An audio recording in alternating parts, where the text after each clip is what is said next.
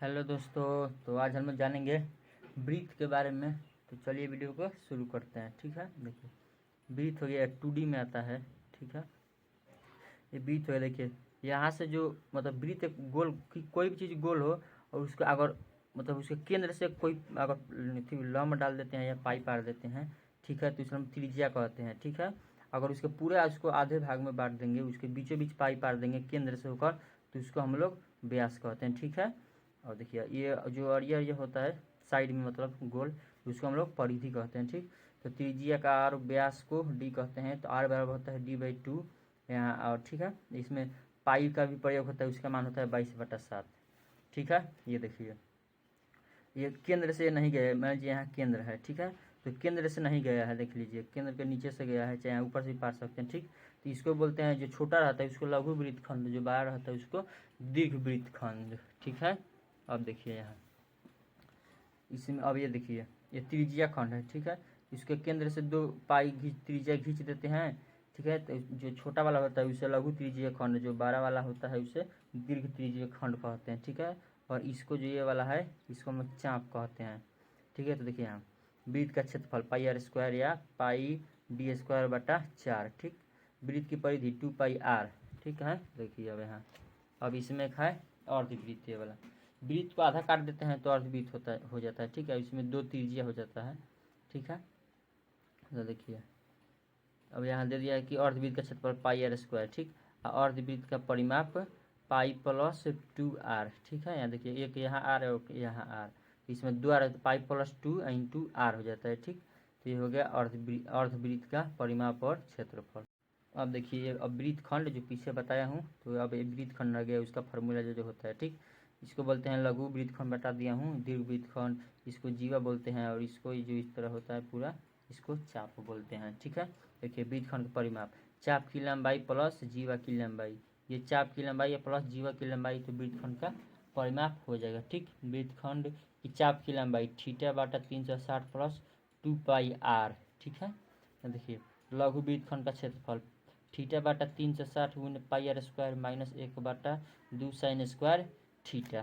ठीक है, अब देखिए दीर्घ वृत्तखंड का क्षेत्रफल πr² माइनस, और उसके बाद ये लघु वृत्तखंड का क्षेत्रफल इसमें लगा देते हैं। माइनस रहता है तो यहाँ जो माइनस है गुना होते हैं प्लस हो जाएगा। ठीक है, तो πr² - θ/360 × πr² + 1/2 sin² थीटा, या इसको लिख सकते हैं कि वृत्त का क्षेत्रफल माइनस लघु वृत्तखंड का क्षेत्रफल। ठीक, देखिए चाप की लंबाई का यह फार्मूला होता है, इसका फार्मूला होता है 2πr θ/360। ठीक, तो दो से इसको काट देते हैं तो यहाँ हो जाता है 180, और ऊपर वाला ऐसे ही रह जाता है।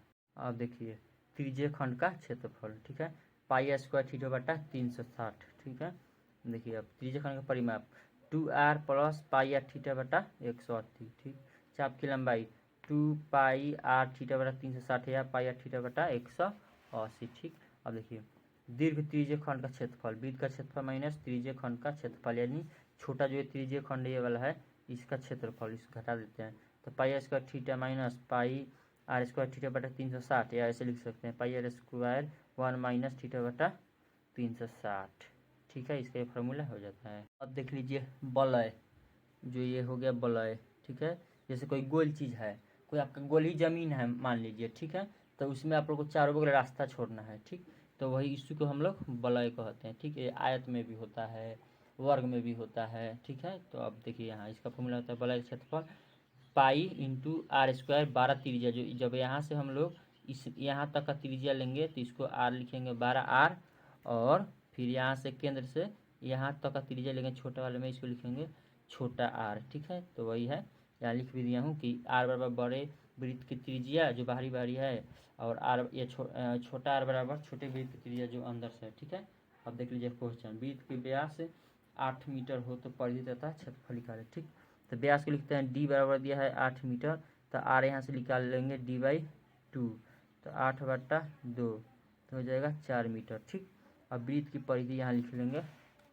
निकालना है तो वृत्त की परिधि, ठीक 2πr। ठीक, तो 2 × 22/7 × 4।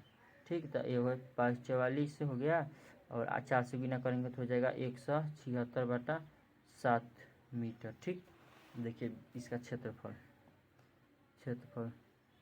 पाई आर स्क्वायर होता है। ठीक, तो पाई का मान हो गया 22/7 आर स्क्वायर। ठीक, तो 22/7 गुने 4 ठीक, तो 22 चौक हो जाएगा 88, 88 में 4 से गुना करेंगे तो 8 चौक 32, 8 चौक 32, 3 35/7 मीटर स्क्वायर। क्षेत्रफल में हमेशा स्क्वायर का प्रयोग होता है। ठीक, किसी का भी क्षेत्रफल निकालेंगे तो इसमें स्क्वायर का ही प्रयोग होगा। ठीक है, तो आप लोग समझ गए होंगे। तो वीडियो को शेयर कर दीजिए, लाइक कर दीजिए।